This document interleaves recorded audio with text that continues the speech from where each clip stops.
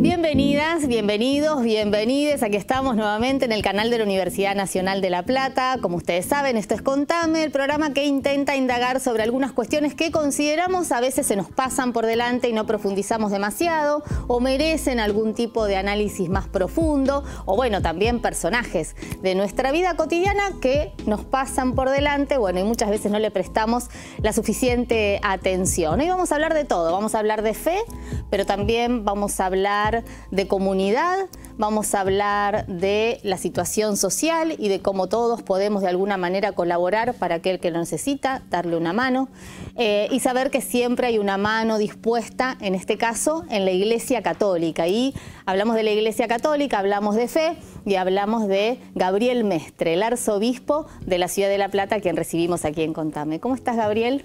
Muy bien, Verónica, un gusto, te agradezco y una alegría poder compartir con vos este diálogo y con todos aquellos que vayan a compartirlo después. Para los que están viendo ahora Contame, vamos a contar una intimidad. Difícil esto de decir, bueno, te trato de vos, te trato de usted. ¿Hay un cambio? Eso te pregunté antes de empezar la entrevista. ¿Hay un cambio en esa relación de la Iglesia con los civiles, los mortales? Yo creo que sí, primero porque tomamos conciencia que nosotros somos mortales también, ¿no? Claro. De los obispos, los curas, digamos, y vaya si somos mortales, débiles y pecadores también, digamos, ¿no? Con lo cual, en este formato que por ahí el tiempo reclama y que el Papa Francisco también marca línea, podríamos decir, en un sentido positivo en este término, el tema de la cercanía, la cordialidad y el trato, incluso a veces, a pesar de que uno pueda pensar distinto, creo que es sumamente importante y por eso este tema de tutearme, lo habilito claramente con cualquier persona y me siento mucho más cómodo. Y además sos muy joven, tenés 55 años. 55 años, exactamente. Pero sos arzobispo de la ciudad de La Plata, con lo que hay una responsabilidad muy importante que depositó en vos el Papa Francisco. Exactamente, relativamente joven, sucediendo a Tucho, alguien que realmente tiene hoy, siendo joven también, 61 años, un cargo muy, muy importante en la Iglesia. Y bueno, que el Papa entendió y vio con claridad que tal vez podía ser un buen aporte en esto de lo que él quiere, un pastor con olor a oveja, un pastor comprometido con el pueblo, que es lo que intento hacer día a día, más allá de mi fragilidad humana, que la tengo, pero poder servir no solamente a la comunidad cristiana católica, sino también entrando en diálogo con la sociedad civil en todos los temas que podamos realmente colaborar. Gabriel, hubo un cambio. Quienes conocimos a Monseñor Héctor Aguer, el arzobispo de la ciudad de La Plata, después vino Tucho Fernández, ahí sí hubo una notoria diferencia. Y ahora vos, digo, ¿es un recorrido que está dando la Iglesia Católica de dejar esa actitud monárquica, si se quiere, o distanciada de los fieles, o de aquellos que tienen una crisis de fe, o de aquellos que se pueden acercar a la Iglesia? El Papa nos insiste claramente con este tema de que tenemos que ser una iglesia en salida y una iglesia cercana. Como que esas dos categorías se llevan adelante en estos formatos que hacen que, bueno, que los obispos, los pastores, no seamos príncipes, digamos, de otra época o de otro contexto, que no los vamos a juzgar anacrónicamente, sino que reclaman hoy una cercanía con nuestro pueblo que la tenemos que tener con todas, con todos, en las realidades que cada uno va llevando adelante sin miedo, porque somos seres humanos y en la medida que estemos cercanos vamos a poder construir mucho más de bien que tanta falta le hace a nuestra sociedad. Además, un Papa comprometido con las situaciones particulares de la República Argentina, ¿no? Porque, bueno, cuando fue designado Papa se decía, bueno, si iba a tener o no ese vínculo con Argentina. Hace horas hablaba de la situación en Rosario, esto de las responsabilidades o complicidades políticas, judiciales, empresariales. Digo, un Papa y una Iglesia preocupada también por la situación social. Digo, la situación social, el narcotráfico también es una derivación de la situación social. Totalmente, el Papa en esto es un maestro, por eso decía en esto que nos marca de alguna manera línea de un compromiso concreto con la realidad, y me tocó Mar del Plata responder a la situación del Ar San Juan en su momento, al tema del basural en otro momento, al tema de la pesca como realidad, y bueno, y vengo a La Plata y trato de hacerme eco de lo que acontece acá, y de repente empiezo a tomar contacto con realidades como el tema del Canal Magdalena, por tomar un tema de los tantos temas que uno podría llegar a tomar. y no para hacer política partidaria, no para hacer politiquería barata, que obviamente no ayuda, no construye, sino para hacer un aporte y entrar en diálogo con los ámbitos que están y aportar lo que se puede desde la mirada de la doctrina social de la Iglesia, que no es la mirada única, es una mirada más. En este sentido también hemos aprendido a estar en el marco de una sociedad pluralista, donde hay muchos pensamientos, pero sí hacer nuestro aporte que vaya en una línea de humanismo, de personalismo y de vivencia comunitaria, más allá de las creencias de cada uno. Gabriel, hablaste del canal de Magdalena. ¿Qué te pasa cuando escuchás del gobierno nacional, esta decisión abiertamente de frenar esa obra que sería tan beneficiosa no solamente para la provincia de Buenos Aires, sino para el país? Cuando escuchamos al gobierno nacional cortando alimentos para los comedores, que sabemos estar en una situación de extrema vulnerabilidad. La semana pasada estaba acá Elizabeth, una compañera que tiene un comedor comunitario, lo cocinan a leña.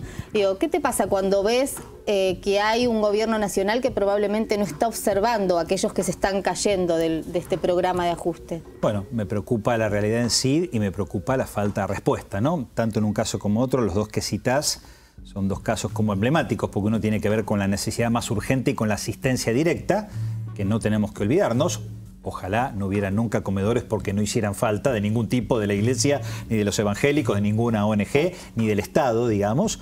Pero sabemos que hoy es algo realmente necesario y bueno, la conferencia episcopal en la ejecutiva en enero sacó un documento, yo me hice eco de esta realidad, incluso recibiendo parte lo de Cáritas, pero viendo que por ahí algunas ONG que trabajaban bien no estaban recibiendo y nos pareció importante hacernos eco de este reclamo, donde el Estado tiene que auditar que el dinero o la comida que va a los pobres llega a los pobres. Estoy de acuerdo con que no hay que hacer negocio con los pobres, totalmente de acuerdo, pero no se puede cortar la asistencia. Y por otro lado, el tema de Canal Magdalena, que es un tema macro, que tiene que ver con lo productivo, con el trabajo, con el desarrollo, es decir, para que no planteen que a veces desde el discurso de la Iglesia o de ciertos sectores sociales somos como pobristas, lo cual no es real, digamos. Ahí estamos apuntando alto para que haya, bueno, fuentes genuinas del trabajo y la posibilidad de exportar nuestros ricos productos de una Argentina tan rica, tan bendecida por Dios para los que tenemos fe. Y bueno, y hay un tema de alto voltaje que evidentemente en el comunicado que sacamos como Pastoral Social no íbamos a priori en contra de nadie. De hecho, hasta lo planteábamos en preguntas, digamos, claro, ¿no? Para de alguna manera decir, bueno, ¿cómo puede ser que no tengamos en cuenta esta realidad que favorece de manera directa a nuestra región y a nuestra patria, como vos decías? ¿Y hay diálogo posible? Digo, o la Iglesia puede interceder, porque sabemos el caso del gobernador Axel Kicillof, que está promoviendo esta obra, los intendentes de la región también. Mira, lo intentamos de manera directa. De hecho, el comunicado hizo que saltara otra vez el tema que hacía un tiempito que por ahí que no salía y hizo que por ahí los ámbitos políticos que lo ven en esta perspectiva volvieran a plantearlo. Y de parte de la Iglesia siempre hay una voluntad de diálogo, Verónica, en todos los temas, ¿eh? A veces el gobierno de turno por ahí piensa que uno está cuestionando de manera negativa. No. Cuando se plantea un tema es para tratar de sacarlo mejor. Y lo vamos a hacer y lo hacemos con cualquier gobierno, confrontando aquellos elementos que vemos que claramente serían positivos y darían dignidad a nuestra gente. Y el ajuste, digo, macro, ¿no? Porque uno ve que hay despidos, que no hay una actividad económica que pueda contener a esa gente que se está quedando sin trabajo. ¿Crees que es deshumanizado de alguna manera, que no se está atendiendo la circunstancia de aquellos que... los empleados públicos, pero también vemos que hay un parate en la actividad privada y también esto puede derivar en despidos? ¿Crees que debería haber una actitud más contemplativa o humanizada? Creo que sí. El discurso de campaña era el ajuste lo paga la casta, digamos, ¿no? Nunca entendí del todo qué era la casta, pero bueno, me puedo hacer una cierta intuición. Es un problema, no está digamos, definido. Claro, definido, ¿no? Pero uno puede hacer una intuición en el contexto. Entonces, me parece que realmente en lo directo y cotidiano no lo está pagando la casta, ¿no? Lo está pagando el indigente, que está en una situación de gravedad, lo está pagando el pobre, que está en una situación compleja, y lo está pagando también nuestra clase trabajadora, que no está llegando a fin de mes, la clase media trabajadora. Y todos estos despidos, bueno, me generan realmente un interrogante, una preocupación muy, muy fuerte, que no sea más de lo mismo y no se tenga en cuenta que cualquier tipo de ajuste que fuera necesario hacer, hay que hacerlo en clave social, en clave comunitaria, en clave paulatina y en clave de revisar cada caso puntual y concreto y no a mansalva como aparece al menos en los discursos y hay en algunos casos concretos. Ahora, Gabriel, vamos a personalizar porque hay decisiones que toma el gobierno nacional. El presidente Javier Milei celebra los despidos. A uno le corre frío por la espalda, digo, pensar en esas familias, en toda esa gente que, bueno, de un día para el otro se queda sin salud, sin posibilidad de educación, sin posibilidad de tener un plato sobre la mesa. Digo, ¿no es fuerte que el presidente de la Nación celebre que haya gente que se queda sin trabajo? Totalmente, además es una responsabilidad del Estado poder socorrer y acompañar estos ámbitos. Sí, de hecho me llama la atención que algunos medios que habitualmente son proclives a este tipo de expresiones han como planteado un poquito... Es como demasiado. Claro, ¿no? Un poquito esta cuestión que vos decís y me llamó la atención en los últimos días ante algunas expresiones de este tipo, como decís. Sí, por eso realmente me preocupa y bueno, es uno de los temas que vamos a abordar dentro de 2 semanas todos los obispos del país en la conferencia episcopal, bueno, para tratar de dar una respuesta orgánica, porque esto tiene que ver con la totalidad de nuestra patria. Sí, porque esto además va en paralelo al aumento de los productos de la canasta básica. Digo, en estas horas se anunciaba un aumento del gas y yo pensaba en las familias que no tienen gas natural, que tienen que comprar una garrafa. Digo, evidentemente hay algo que está faltando y que tiene que ver precisamente con, bueno, no sé si será el Ministerio de Capital Humano, porque también es fuerte que el área de salud, de educación estén en un Ministerio de Capital Humano como si fuera un bien, ¿no? Exactamente. La expresión a mí no es la que más me gusta, creo que la terminología anterior era mucho mejor en ese sentido, pero más allá de la terminología, este tema de la sensibilidad social y la perspectiva comunitaria, digamos, ¿no? El Papa al comienzo de la pandemia nos recordó esto, estamos todos en la misma barca, nadie se salva solo. Aplicado a las distintas realidades, esta realidad de nuestra patria es lo mismo, digamos, ¿no? Entonces, creo que la perspectiva, y de hecho el Papa lo ha planteado y lo planteó, digamos, más de una vez, ante esta tentación del capitalismo salvaje individualista, como la dinámica de la preocupación por el otro y la perspectiva comunitaria tiene que estar presente para salir juntos para arriba todos. Bueno, el presidente habla de comunitarismo con desprecio. Con desprecio, totalmente. La perspectiva comunitaria es el ADN de la doctrina social de la Iglesia, como es la justicia social. Yo digo, en esto puedo decir, ¿alguien hace negocio con la justicia social? Perfecto, denuncialo y actúa con el rigor que corresponda. Ahora, la justicia social en sí es un valor, digamos, incluso previo al peronismo, digamos, un valor de la doctrina social de la Iglesia y que comparten otras creencias también. Es propio de la vida en comunidad, ¿no? Uno supone cómo convivimos y no entendemos que el otro tiene necesidades ¿Cómo hacemos también? En casa? ¿Cómo hace una mamá que tiene 5 hijos, digamos, o sea, para lograr, bueno, hace un ejercicio de justicia social y acomoda las cositas, la ropita que le quedó a este va al otro, digamos, eso es justicia social. No puede desentenderse esa realidad, realmente eso me preocupa y me asusta. ¿Qué te pasa cuando se apela a las fuerzas del cielo? Hay como una permanente intención de, no sé si ponerlo en términos religiosos o de darle cierta mística al ajuste, que me parece que está enlazado también con cierta esperanza que genera sobre todo en mucha gente todavía. Creo que el riesgo de eso es lo mesiánico. Claro. Nosotros, digamos, tanto para el judaísmo como para el cristianismo, la perspectiva mesiánica, el judaísmo está esperando al Mesías, los cristianos de todas las denominaciones sabemos que Cristo es nuestro Mesías.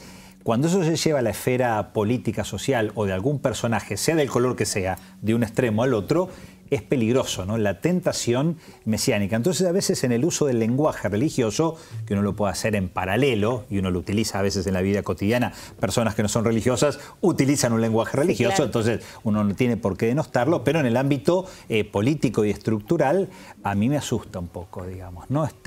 De hecho, la Iglesia se ha mandado macanas a veces en el tiempo por utilizar el nombre de Dios para cuestiones que no tenían que ver directamente con la cuestión de Dios. Personas de Iglesia, no la Iglesia como estructura que es santa, pero sí personas de Iglesia. Entonces a mí el lenguaje mesiánico, la apelación religioso, me asusta. Es verdad que vende, digamos, ¿no? Un poquito lo que vos decías. Que genera cierta expectativa. Y hay gente, porque sabemos que mucha gente pobre, mucha gente que está en situación de necesidad, como que necesita confiar en algo, en alguien, y pone en determinado momento el foco en una persona. ¿Dónde deposita uno la fe, no? Exactamente. Que probablemente también en situaciones de crisis también haya crisis de fe. Exactamente. Y la tentación de poner el foco donde no hay que poner el foco, digamos. Ni siquiera en una persona de iglesia. Nadie tiene que poner la confianza en Gabriel Mestre. La confianza en un cristiano católico tiene que poner ni siquiera en Francisco. En Dios, digamos, cuya estructura hoy está Francisco, que es un papa débil y pecador, Mestre en La Plata, un obispo débil y pecador. pero la referencia es a Dios, no a la persona en lo concreto, digamos, ¿no? ¿Están notando, Gabriel, la crisis en la iglesia? Digo, la gente se está acercando, ya sea porque sabe que ahí hay un espacio siempre de contención y que está en todos los barrios. Mira, en la cuestión de los barrios es muy fuerte, hay un acompañamiento, además no se le pregunta si sos católico, ateo, evangélico, digamos, hay un acompañamiento en todas nuestras comunidades, lo veía en Mar del Plata, lo veo ya acá en La Plata recorriendo. Después hay fechas significativas, el Domingo de Ramos, tuvimos una afluencia muy importante en la mayoría de las parroquias, te dirían todas los que fui charlando, realmente muy fuerte. La necesidad de la gente de llevarse el ramito de ramos como un signo de la presencia de Dios que acompaña, que cuida ante esta situación de vulnerabilidad. Después es llamativo que, bueno, hay gente que por ahí no va a misa todos los domingos, pero tenés gente que cuando hay misas para enfermos, para afligidos, yo es el segundo año que fui caminando, el año pasado, el anterior también, a Luján caminando en octubre, y la cantidad de gente, entonces, bueno, ese es un cristiano católico, aunque no vaya el domingo a misa, digamos, ¿no? Entonces, como que hay formas de pertenencia a la fe y a la Iglesia Católica que no rigen solamente en la perspectiva institucional de ir el domingo a misa y de vincularse puntualmente con una pastoral, sino que hay un formato más libre que para mí es positivo, lo tomo en cuenta y me gusta acompañarlo. Gabriel, ¿qué te pasa con el negacionismo? Digo, porque aparecen de vez en cuando, digo, ahora no sé si fue un obispo de San Nicolás que hizo una referencia muy desafortunada. Me pone muy mal porque es algo tan evidente, tan claro la realidad, y que la Iglesia hemos hecho un mea culpa, es una de las instituciones que con más claridad ha hecho el mea culpa por, no la Iglesia estructura, sino las personas de iglesias que no han respondido a esta realidad. Hay una obra muy linda de Editorial Planeta, porque una editorial pagana, que se llama La verdad los hará libres, 3 tomos donde aparecen todas las cuestiones que la Iglesia hizo en la dictadura, con personas presentables, obispos, curas, monjas, laicas y laicos, y personas no presentables porque no estuvieron a la altura de las circunstancias de defender la dignidad humana. Es digamos, un tema, ¿no?, que divide también a la Iglesia. Digo, ¿hay posiciones o son casos aislados ya? Son casos más aislados. Gracias a Dios hay una conciencia más fuerte de incluir este mea culpa y darse cuenta que no se estuvo a la altura de las circunstancias en algunos casos y que el nunca más es el nunca más, digamos, ¿no? Absolutamente claro. Pero siempre queda tal vez alguna persona que hace un poquito más de ruido con la tentación. No en un sentido absoluto del negacionismo, en la Iglesia no hay ninguna persona pública que tendría una postura tan fuerte, pero sí a veces la lectura de los 2 demonios, que también es compleja, digamos, ¿no? De hecho, estas 3 obras que te digo hablan de la espiral de violencia, digamos, ¿no? Que es distinto a hablar de la teoría de los 2 demonios, ¿no? Sobre todo cuando el terrorismo viene de parte del Estado, eso es muy grave y muy serio. El terrorismo nunca, pero cuando viene de parte del Estado es mucho más grave. Gabriel, ¿tenés expectativas positivas? Digo, porque el Papa Francisco, cuando se reunió con el presidente de la Nación, dijo algo así como, bueno, a veces se dicen cosas en campaña, digo por las desafortunadas frases de Milei respecto al Papa Francisco, que se dicen en campaña pero que después no se traducen en la gestión. Ahora, lo que uno va viendo en estos 3 meses es que algunas de sus referencias de campaña se sostienen y hasta se profundizan en la gestión. Sí, con respecto a eso que decís del Papa, refleja la grandeza del Papa, que dejó al costado una actitud muy agresiva del entonces candidato. Con respecto a los otros temas, tengo mis dudas, por esto mismo que vos decís, por los pasos que se van dando. Dicho esto, de mi parte, nunca cortaría el diálogo con ningún sector del gobierno nacional para tratar de plantear y hacer un aporte en la línea de la perspectiva de la doctrina social de la Iglesia, de la justicia social, de la perspectiva comunitaria. Es lo que intento, y con el equipo de Pastoral Social, laicas, laicos, especialistas de las áreas, intentamos en estas temáticas, sea la asistencia, sea la cuestión cordón frutícola, sea lo que tiene que ver con el acompañamiento de los comedores, sea lo que tenga que ver con el Canal Magdalena, siempre vamos a estar dispuestos a plantear y a dialogar. ¿Cómo decidiste ser sacerdote? Mira, digo, uno siempre tiene esa... Digo, ¿hay un momento donde hay una revelación o es un proceso? Es un proceso. Vengo de una familia cristiana, creyente, pero no practicante. Nunca fui a un colegio católico. Primaria estatal, secundaria estatal y universidad. Hice un año de trabajo social en Mar del Plata, estatal. Y me di cuenta de mi vocación increíblemente en el viaje de egresados a Bariloche. Mirá. Estaba de novio, ahí entro un poco en crisis. Yo viajaba, mi novia iba a otro colegio, último año del industrial, soy técnico químico, Y ahí entré un poco en crisis en esto que yo iba a estudiar trabajo social, para una respuesta a la social. Ahí me di cuenta que yo quería dar una respuesta un poquitito más allá del ámbito social, que era dar la respuesta desde Dios. Yo podía trabajar, ser un buen trabajador social, pero yo decía, bueno, al pobre, sea sociológicamente hablando, o al pobre que no le encuentra sentido a su vida, o al pobre que está enfermo por más que tenga un mango en el bolsillo, lo que le quiero dar es la presencia de Dios que da sentido. Y entré en crisis, volví, me desarreglé de novio, no entré rápido al seminario por esto de que, bueno, tenía que charlar con un cura para ver un poco, y por eso hice el año de trabajo social, y después entré al seminario y vine aquí a La Plata. ¿Y la familia no entendía nada? No. Estaban participando un poquito más en ese momento, porque mi hermana y yo ya, al estar en la parroquia, ahí sí ellos estaban, pero les llamó la atención porque, bueno, fue el corte del noviazgo, el cambio de perspectiva de carrera, y decidir venirme a La Plata para estudiar de cura. ¿Crisis de fe? Nunca tuve ninguna crisis de fe seria. Tengo una fe muy austera, con muy pocos signos. No sobreactuada. Hay gente, viste, que recibe signos, curas, laicos, monjas.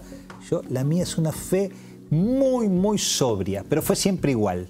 Y nunca tuve una crisis seria de fe y nunca tuve una crisis de seria vocacional. Ni en el seminario, ni en los 20 años de curas, ni en los 7 años de obispo. Vos me contabas que estudiaste un año de trabajo social y eso me remite a las organizaciones sociales, ¿no? Que hacen un trabajo comunitario muy importante, con errores, como todas las organizaciones, y en este contexto aparecen también muy estigmatizadas. Exactamente, por eso fue muy importante el documento de enero de la ejecutiva de la Conferencia Episcopal Argentina, que yo me sumé, porque en este tema de demonizar a las organizaciones, como si todas y todos los que están en las organizaciones fueran corruptos que se quedan con la plata de los pobres. Entonces ahí aparece primero la reivindicación de la importancia de las organizaciones sociales y que el Estado audite, digamos. Donde hay un nicho de corrupción pequeño, el Estado tiene que actuar. La comida tiene que ir a los pobres, pero no denostar, justamente teniendo un discurso donde el Estado no tiene que estar presente, que aproveche el principio de subsidiariedad de la Iglesia Católica, de las iglesias evangélicas y de cualquier ONG o movimiento popular, ideología que tenga distinto, que realmente se comprometan en serio y hagan que el alimento llegue a los pobres. Ahora es llamativo eso que vos decís, porque es cierto, es un Estado que dice se corre de todo, donde no debe haber Estado, no va a haber Estado, digo, por lo menos es lo que se propone. Ahora, son las organizaciones sociales, son los cruces con la Iglesia, son las cooperativas, ahora también los sindicatos.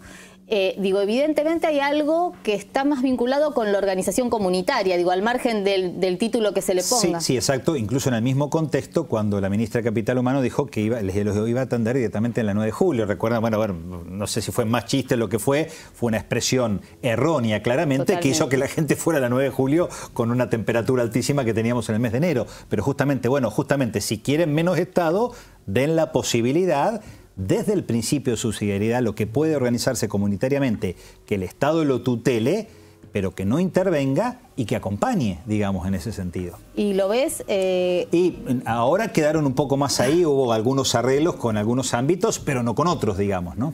¿Cómo ves el futuro? Tuyo primero, sí, en La Plata. Sí. Con mucha esperanza, con la posibilidad de hacer algo de bien, algo de bien. El Papa Juan XXIII, el que trajo la renovación a la Iglesia, Juan el Bueno, decía, hagamos el poco bien que podamos. Entonces, desde esta perspectiva, por ahí a veces el poco termina teniendo un calibre mayor por la disposición de la gente y por la acción de Dios. Entonces, tratar de hacer el mejor bien que pueda en ese sentido. Y de cara a la sociedad, soy naturalmente un tipo de esperanza y optimista. Entonces, trato de imbuir y de acompañar incluso ante las situaciones críticas. A veces toca una familia, es decir, cómo acompañás a una mamá que viene y te dice que tiene un chiquito de 3 años con leucemia, dentro de pocas horas voy a estar lavándole los pies a los chiquitos en el hospital de niños acá, Ludovica, y bueno, son situaciones fuertes. A pesar de estas situaciones fuertes, desde la fe y desde el que no es creyente, desde la buena conciencia, tratar de que realmente la persona pueda sacar lo mejor de sí. ¿Te golpean todas esas situaciones? Sí, sí. Fui 8 años capellán del Hospital de Niños de Mar del Plata. Los primeros 2 años trataba de explicarle a la gente, ¿no?, la inmadurez, el ser cura joven, con buena intención, digamos, lo hacía. Después me di cuenta que tenía que abrazar, que tenía que callarme, que tenía que contener. me resultaba muy fuerte cuando venían mamás bolivianas del cordón frutihortícola, Mar del Plata, que es parecido, que no reaccionaban como otra mamá que por ahí gritaba, se enojaba. De repente ver una mamá boliviana que se le había muerto su chiquito de 4 meses con un lagrimón grueso que le cae y no poder expresarse, bueno, esas cosas. Cuánto dolor ahí, claro, ¿no? Y ahí tengo una sensibilidad muy fina, muy tierna, muy positivamente femenina, te diría, digamos, que realmente cultivo y llevo adelante y desde la fe lo encaro así, desde mi vinculación con la Virgen María, desde alguna etapa que hice terapia, digamos, como para claramente dejarme interpelar y que no me... ¿Hiciste terapia? Sí, hice terapia. Hice terapia como seminarista 1 año, como cura 1 año y como obispo hice 1 año de terapia. Cuando falleció, mi mamá fallece de COVID en enero del 21, en pleno contexto de todavía con muchas restricciones, grave mi papá y mi mamá. Mi papá sale, los 2 internados en terapia. Mi hermana psicóloga, pudimos entrar, estaba en ese momento comenzando con todas las cosas y me quedé con la sensación negativa de no haberla podido abrazar, digamos, ¿no? Las 2 veces que entré.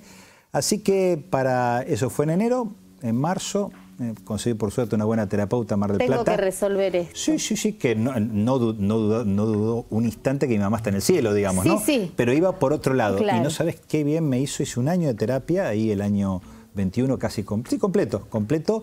Y me hizo mucho bien, realmente mucho bien, porque me ayudó a resignificar muchas cosas del vínculo lindo que tenía con mi mamá.